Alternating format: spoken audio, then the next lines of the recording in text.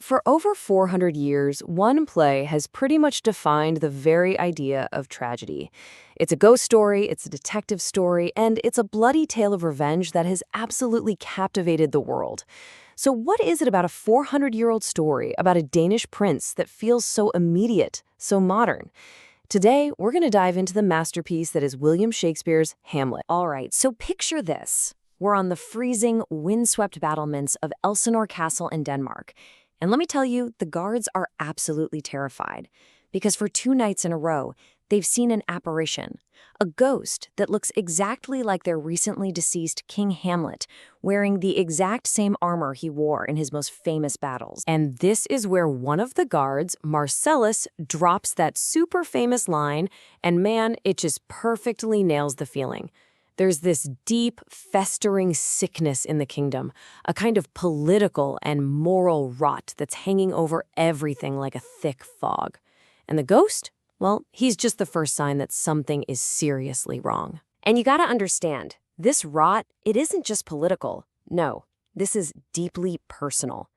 Things really kick into gear when the young Prince Hamlet, who's still deep in mourning for his father, decides he's gonna confront this ghost himself. And the story that ghost tells him, well, it's gonna set him down a dark and all-consuming path. Okay, so here's the deal. Hamlet's dad, the old King Hamlet, a total legend by the way, is dead. But it feels like before anyone's even had a chance to properly grieve, Hamlet's uncle, Claudius, has not only grabbed the throne, but has also married Hamlet's own mother, Queen Gertrude. The whole thing happened so fast, it's more than a little suspicious, right? So when Hamlet finally comes face to face with this ghost, it tells him a story that completely flips the script. See, the official story was, oh, he got bit by a snake in the garden. But the ghost lays out the chilling, horrible truth. He was murdered in his sleep. Poison was poured into his ear by the very man who now wears his crown and sleeps with his wife, his own brother, Claudius. So you can imagine this changes everything. All that grief Hamlet was feeling, it just morphs into this burning, fiery need for justice. He suddenly has this terrible secret mission, and it's about to become his one and only obsession. This is the ghost's direct order to him. This line right here is basically the engine that drives the entire play forward. Hamlet is now bound by duty, by love, to avenge his father. But think about it. How on earth is a prince supposed to prove that a sitting king is a murderer? Hamlet's answer is to stage a performance, a really dangerous one. He decides he's going to put on what he calls an antic disposition. Basically, he's going to pretend to be completely, utterly insane. The logic here is that if the court just writes him off as a lunatic, he can basically float around them like a ghost himself, watching the king, searching for proof without anyone ever guessing his real mission. And you know what? His act is really convincing. Pretty much everyone, even the woman he loves, Ophelia, they all buy it. They think he's lost his mind. But the king's top advisor, this guy Polonius, he notices something's a little off. He feels like behind all the crazy talk and bizarre behavior, there's some kind of logic, a method to the madness. But carrying this weight, this mission, it really starts to take a toll on him. And this brings us to probably the most famous moment in all of literature, where Hamlet's fake madness starts to feel an awful lot like real despair. He's so completely overwhelmed by it all that he asked himself the ultimate question. Is it better to exist and suffer or not exist at all? Now, this isn't just a simple question about suicide. It's way deeper. It's this profound philosophical wrestling match he's having with himself.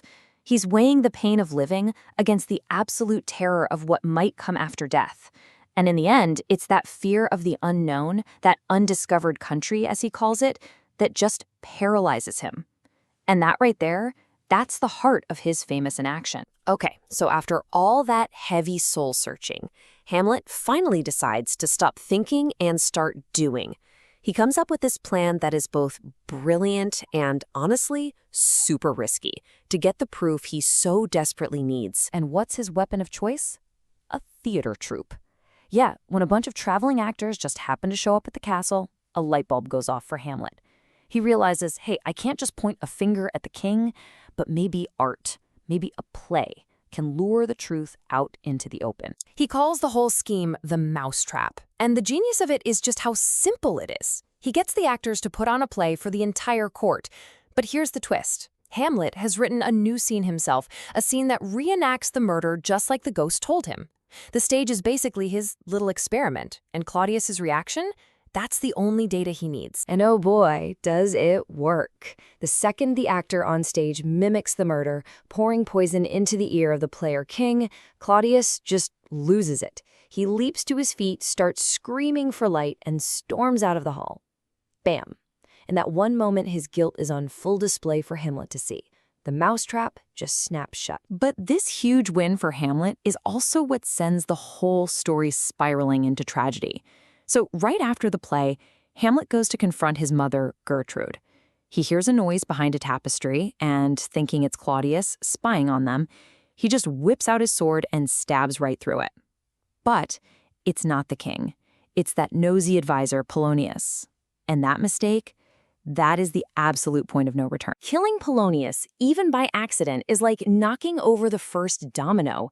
It sets off this horrific chain reaction of death and disaster that's going to take down the entire Danish court. And the fallout is just immediate and catastrophic.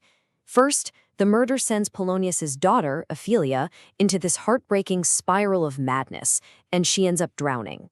That, in turn, brings her brother Laertes storming back from France, breathing fire and wanting revenge for his father and his sister.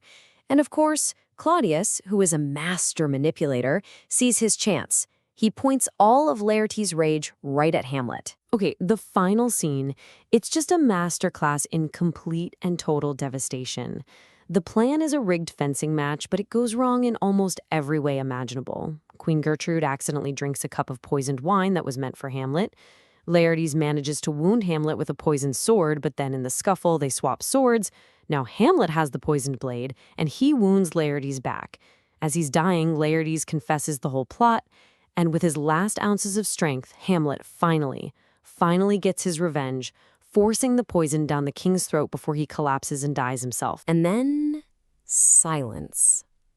The stage is just littered with bodies. The entire royal family is gone. So after all that carnage, you have to ask, why? Why are we still obsessed with this story? What is it about this 400-year-old play that just haunts us? I mean, just think about that iconic image, right? Hamlet, holding the skull of Yorick, who was the court jester when he was a kid. And this scene, it's not really just about death. It's about what it means to be alive.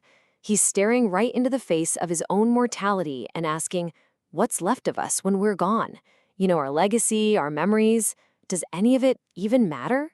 And I think that's the secret. That's why this play has lasted for so long. It doesn't hand us easy answers. Instead, it hits us with these huge, inescapable questions. Is revenge ever really right? What's the difference between how things seem and how they really are? Where's the line between sanity and madness? See? These are our questions, not just some Danish princes from 400 years ago. So in the end, after all the ghosts and plots and death, we're just left with him, Hamlet. So who is he? A noble hero? A cold-blooded killer? A brilliant mind just trapped by his own thoughts? There's no easy answer. There's no one label that fits. And that mystery, that incredible, haunting complexity, that's why, even after 4 centuries, we're all still trying to figure out who Hamlet really is.